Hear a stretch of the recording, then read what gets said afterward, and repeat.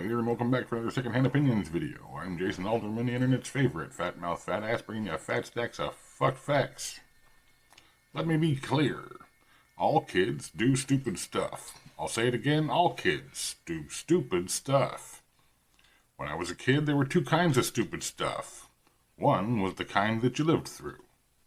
At this point, the subtle fact of life has and will never change. The only change is the access to new stupid stuff. So when I say that there is a reason we don't let you vote until your brain is, for the most part, fully formed, you need to understand this is not about you. I'll say that again.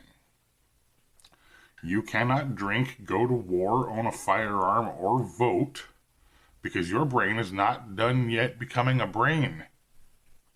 It's not personal, it's biology. Don't be angry. This is simply nature taking its course. But you also cannot expect your ideas to be taken terribly seriously, even when those ideas are on topics you perceive to be exceptionally urgent, important, or concerning. You see, until you understand the definition of words like consternation, you don't appear to be terribly well educated, at least in comparison to your predecessors. And those are the people helping to shape tomorrow for our children.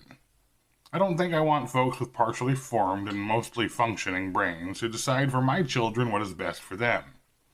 In part due to the fact that uneducated hypothesis is simply a stab in the dark, and I want more insurance than that for my kids.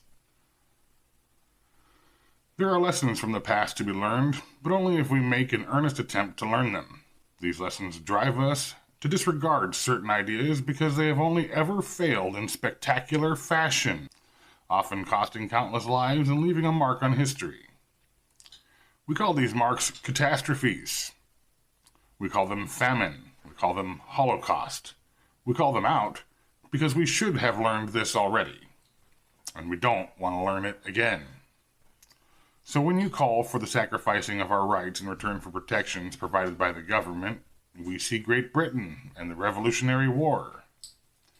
When you beg for socialism, we see Tiananmen Square and Russian bread lines. When you demand universal basic income, we see the failures in the welfare system that are abused by the public and politicians alike. When you cry for censorship, we see 1940s-era Germany burning books. When you rally for dissolution of our Second Amendment's rights, we see a long trail of theft, rape, and murder committed on the people by the leadership caste, cutting a bloody timeline through history, from the humble stone, through the bow and arrow, to modern-day rifles and handguns. These tools have been the only tools that stop a tyrannical leader from treating you and your children like livestock. So forgive us when we say you may fear our speech, but you may not close our mouths. You may fear martial tools, but you may not force us to disarm. You may fear the tyrant, but you may not make us bend the knee. Your rights are yours, individually, to denounce, as are mine, and I refuse.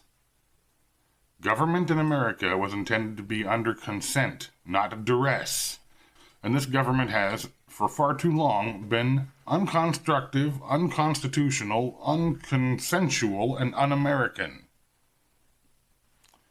We will not let the uninformed undermine individual liberty.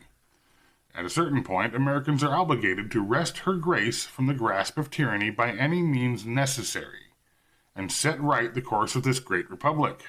And we will drag you kicking and screaming into liberty whether you like it or not. You can choose not to play, but the beat goes on, da-da-dum-de-dum. Let's all keep pretending like our opinions matter and leave that shit in the comments below. And remember, this is social media, so do all the things.